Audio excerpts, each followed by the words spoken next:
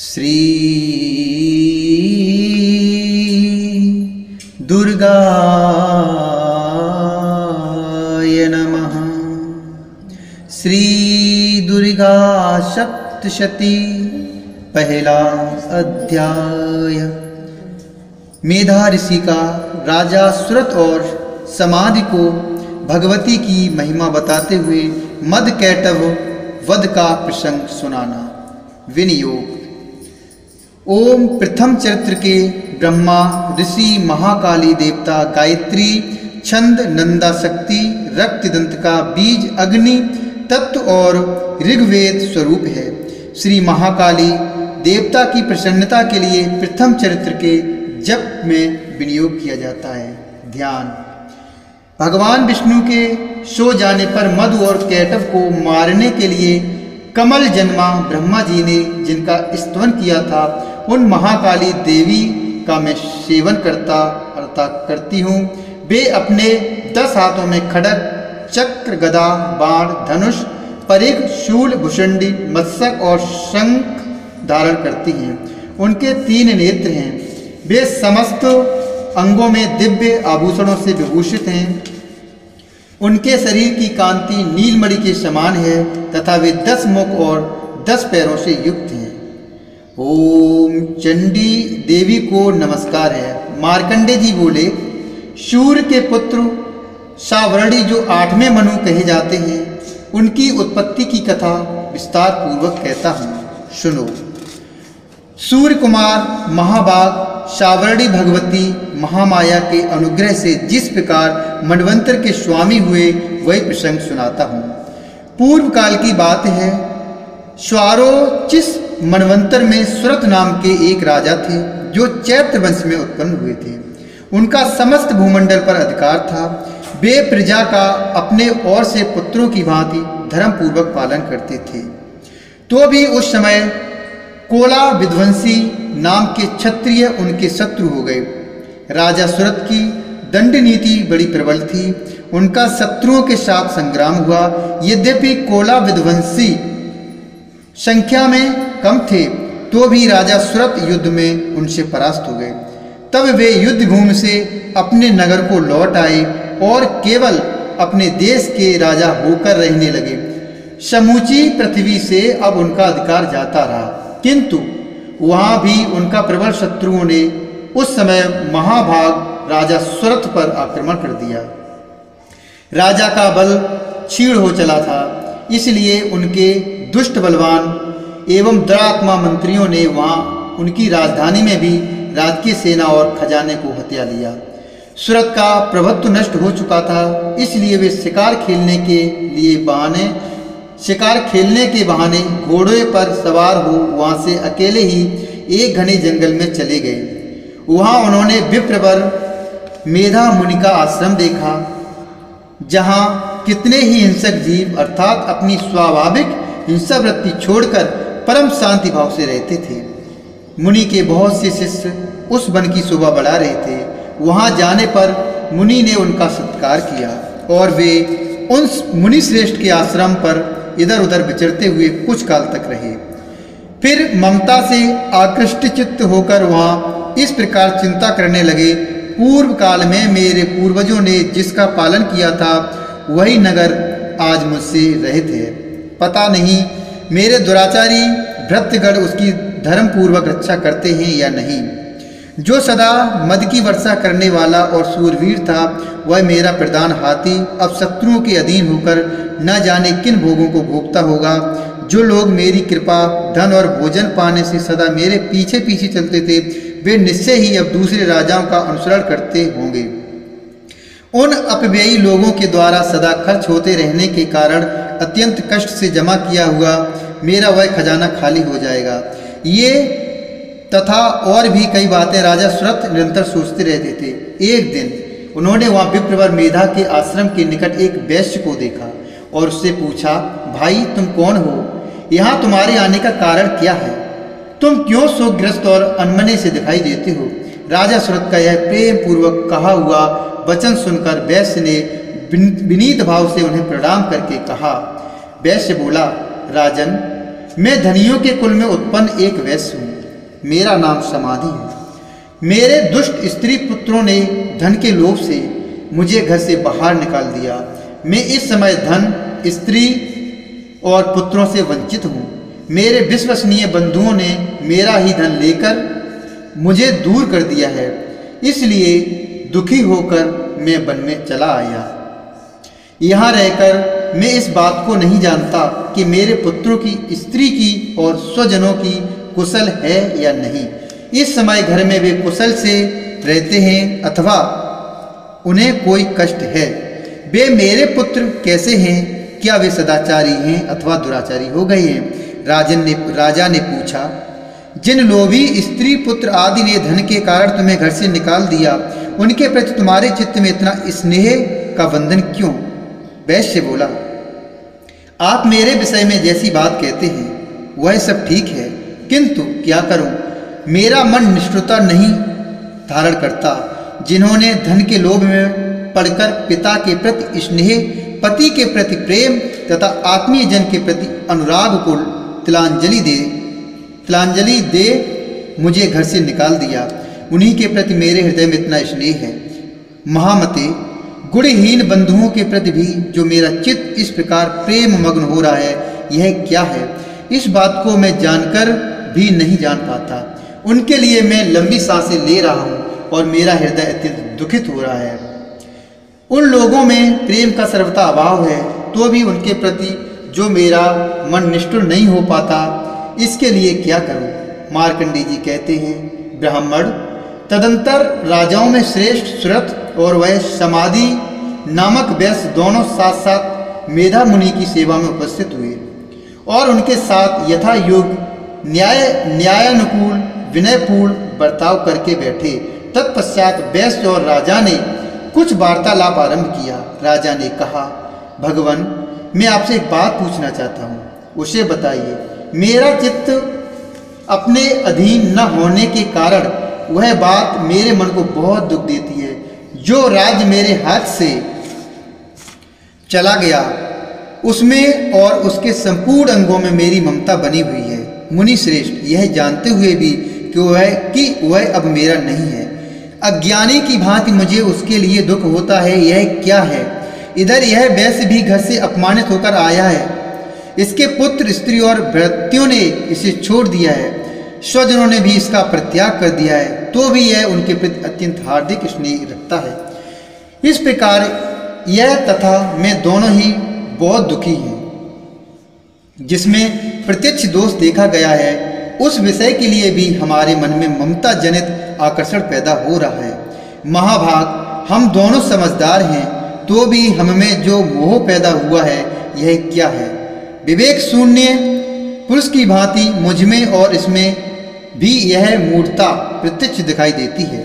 ऋषि बोले, महाभाग, विषय मार्ग का ज्ञान सब जीवों को है, इसी प्रकार विषय भी सबके लिए अलग अलग हैं। कुछ प्राणी दिन में नहीं देखते और दूसरे रात में नहीं देखते, तथा कुछ जीव ऐसे हैं जो दिन और रात्रि में भी बराबर ही देखते हैं। यह ठीक है कि मनुष्य समझदार होते हैं, किंतु केवल वे ही ऐसे नहीं होते।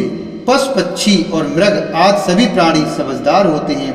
मनुष्यों की समझ भी वैसी ही होती है जैसी उन मृग और पक्षियों की होती है, तथा जैसी मनुष्यों की होती है वैसे ही उन मृग, पक्षी आदि की भी होती है। यह तथा अन्य बातें भी प्रायः दोनों में समान ही हैं। समझ होने पर भी इन पक्षियों को तो देखो, ये स्वयं भूख से पीड़ित होते हुए भी मोहबस बच्चों की चोंच में कितने चाव से अनेक दाने डाल रहे हैं। नरश्रेष्ठ, क्या तुम नहीं देखते कि ये मनुष्य समझदार होते हुए भी लोभवश अपने किए हुए उपकार का बदला पाने के लिए पुत्रों की अभिलाषा करते हैं? यद्यपि उन सब में समझ की कमी नहीं है, तथापि वे संसार की स्थिति अर्थात जन्म मरण की परंपरा बनाए रखने वाले भगवती महामाया के प्रभाव द्वारा ममतामय भंवर से युक्त मोह के गहरे गर्त में गिराए गए हैं। इसलिए इसमें आश्चर्य नहीं करना चाहिए। जगदीश्वर भगवान विष्णु की योग निद्रा रूपा जो भगवती महामाया हैं, उन्हीं से यह जगत मोहित हो रहा है। वे भगवती महामाया देवी ज्ञानियों के भी चित्त को बलपूर्वक खींचकर मोह में डाल देती हैं। वे ही इस संपूर्ण चराचर जगत की सृष्टि करती हैं तथा वे ही प्रसन्न होने पर मनुष्यों को मुक्ति के लिए वरदान देती हैं। वे ही परा विद्या, संसार बंधन और मोक्ष की हेतु भूता सनातनी देवी तथा संपूर्ण ईश्वरों की भी अधीश्वरी हैं। राजा ने पूछा, भगवान, जिन्हें आप महामाया कहते हैं वे देवी कौन हैं? ब्राह्मण, उनका आविर्भाव कैसे हुआ तथा उनके चरित्र कौन कौन हैं? ब्रह्मवेत्ताओं में श्रेष्ठ महर्षि उन देवी का जैसा प्रभाव हो, जैसा स्वरूप हो और जिस प्रकार प्रादुर्भाव हुआ हो, वह सब मैं आपके मुख से सुनना चाहता हूँ। तब ऋषि बोले, हे राजन, वास्तव में तो वे देवी नित्य स्वरूपा ही हैं। संपूर्ण जगत उन्हीं का रूप है तथा उन्होंने समस्त विश्व को व्याप्त कर रखा है। तथापि उनका प्राकट्य अनेक प्रकार से होता है, वह मुझसे सुनो।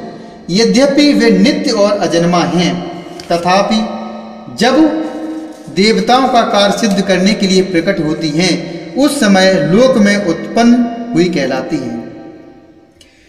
कल्प के अंत में जब संपूर्ण जगत एकार्ण में निमग्न हो रहा था और सबके प्रभु भगवान विष्णु शेषनाग की सैया बिछाकर योग निद्रा का आश्रय ले सो रहे थे, उस समय उनके कानों के मैल से दो भयंकर असुर उत्पन्न हुए, जो मधु और कैटभ के नाम से विख्यात थे।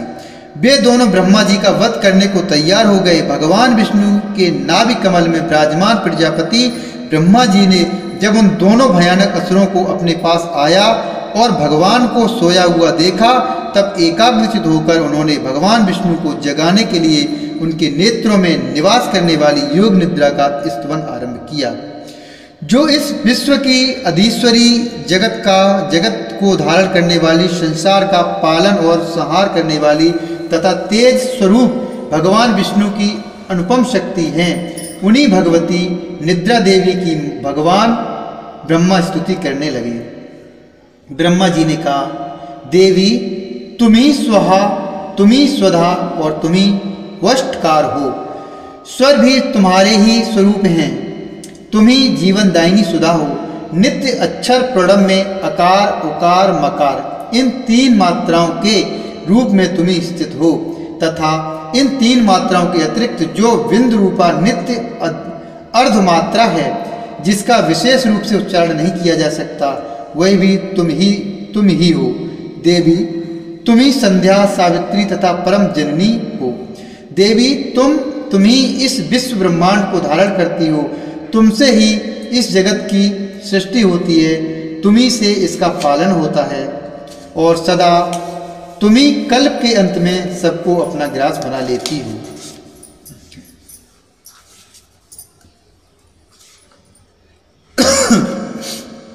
जगन्मयी देवी, इस जगत की उत्पत्ति के समय तुम सृष्टि रूपा हो, पालन काल में स्थित रूपा हो तथा कल्पांत के समय संहार रूप धारण करने वाली हो। तुम ही महाविद्या, महामाया, महामेध, महास्मृति, महामोह रूपा, महादेवी और महासुरी हो। तुम ही तीनों गुणों को उत्पन्न करने वाली सबकी प्रकृति हो। भयंकर कालरात्रि, महारात्रि और मोहरात्रि भी तुम ही हो। तुम ही श्री, तुम ही ईश्वरी, तुम ही ह्री और तुम ही बोध स्वरूपा बुद्धि हो। लज्जा, पुष्टि, तुष्टि, शांत और क्षमा भी तुम ही हो। तुम खड्ग धारणी, शूल धारणी, घोर रूपा तथा गदा, चक्र, शंख और धनुष धारण करने वाली हो। बाण, भुसुंडी और परिघ ये भी तुम्हारे अस्त्र हैं। तुम सौम्य और सौम्यतर हो। इतना ही नहीं, जितने भी सौम्य एवं सुंदर पदार्थ हैं, उन सब की अपेक्षा तुम अत्यधिक सुंदरी हो। पर और अपर, सबसे परे रहने वाली परमेश्वरी तुम ही हो। सर्वस्वरूपे देवी, कहीं भी सत असत रूप जो कुछ वस्तुएं हैं और उन सब की जो शक्ति है, वह तुम ही हो। ऐसी अवस्था में तुम्हारी स्तुति क्या हो सकती है? जो इस जगत की सृष्टि, पालन और संहार करते हैं, उन भगवान को भी जब तुमने निद्रा के अधीन कर दिया, तब तुम्हारी स्तुति करने में यहाँ कौन समर्थ हो सकता है? मुझको, भगवान शंकर को तथा भगवान विष्णु को भी तुमने ही शरीर धारण कराया है, अतः तुम्हारी स्तुति करने की शक्ति किसमें है देवी? तुम तो अपने इन उदार प्रभावों से ही प्रशंसित हो। ये जो दोनों दुर्धर्ष असुर मधु और कैटभ हैं, इनको मोह में डाल दो और जगदीश्वर भगवान विष्णु को शीघ्र ही जगा दो। साथ ही इनके भीतर दोनों महान असुरों को मार डालने की बुद्धि उत्पन्न कर दो।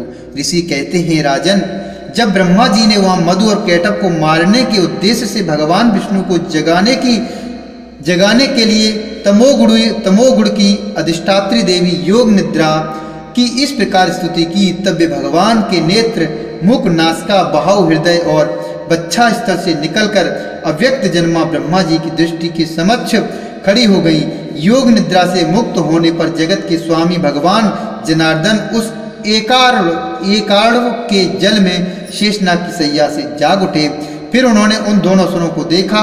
वे दुरात्मा मधु और कैटभ अत्यंत बलवान तथा पराक्रमी थे और क्रोध से लाल आंखें किए ब्रह्मा जी को खा जाने के लिए उद्योग कर रहे थे। तब भगवान श्री हरि ने उठकर उन दोनों के साथ 5000 वर्षों तक केवल बाहु युद्ध किया। वे दोनों भी अत्यंत बल के कारण उन्मत्त हो रहे थे। इधर महामाया ने भी उन्हें मोह में डाल रखा था, इसलिए वे भगवान विष्णु से कहने लगे कि हम तुम्हारी वीरता से संतुष्ट हैं, तुम हम लोगों से कोई वर मांगो। श्री भगवान बोले, यदि तुम दोनों मुझ पर प्रसन्न हो तो अब मेरे हाथ से मारे जाओ। बस इतना सा ही मैंने वर मांगा है, यहाँ दूसरे किसी वर से क्या लेना है। ऋषि कहते हैं, इस प्रकार धोखे में आ जाने पर जब उन्होंने संपूर्ण जगत में जल ही जल देखा, तब कमल नयन भगवान से कहा, जहाँ पृथ्वी जल में डूबी हुई न हो, जहाँ सूखा स्थान हो, वहीं हमारा वध करो। ऋषि कहते हैं, तब तथास्तु कहकर शंख, चक्र और गदा धारण करने वाले भगवान ने उन दोनों के मस्तक अपनी जांघ पर रखकर चक्र से काट डाले। इस प्रकार ये देवी महामाया ब्रह्मा जी की स्तुति करने पर स्वयं प्रकट हुई थी। अब पुनः तुमसे उनके प्रभाव का वर्णन करता हूँ, उसे सुनो। इस प्रकार श्री मार्कंडेय पुराण में शावड़ की मनवंतर की कथा के अंतर्गत देवी महात्म्य में मधुकैटभ वध नामक पहला अध्याय पूरा हुआ। ओम माँ दुर्गा देव्याय नमः।